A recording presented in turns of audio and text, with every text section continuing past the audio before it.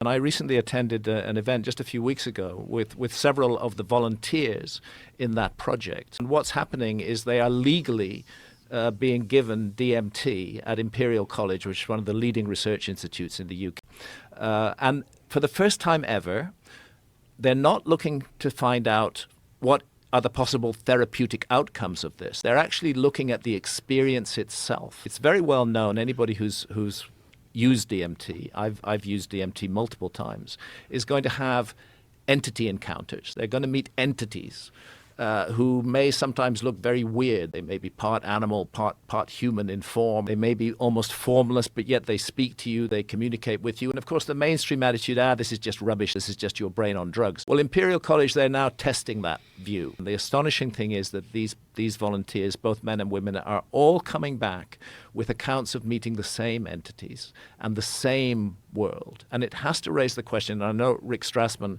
has been on your show, and kudos to Rick Strassman, because he was really the first scientist to work with DMT and human volunteers at the University of New Mexico. Rick Strassman is open to the idea that what happens with DMT is that it alters the receiver wavelength of the brain, and that it allows us to gain access to other realities, that these encounters are not unreal, that they're real, but they're real on a level that we can't experience in a day-to-day state of consciousness. We have to be in an altered state of consciousness in order to experience them. And ultimately, the aim of this project is to map the DMT realm. But right there in the DMT experience, inside our own heads, we have the opportunity to encounter another world, another realm, entities who are very different from ourselves and who have teachings to give us. And I think we should be spending a lot more research funds on exploring those experiences and finding out what's going on, rather than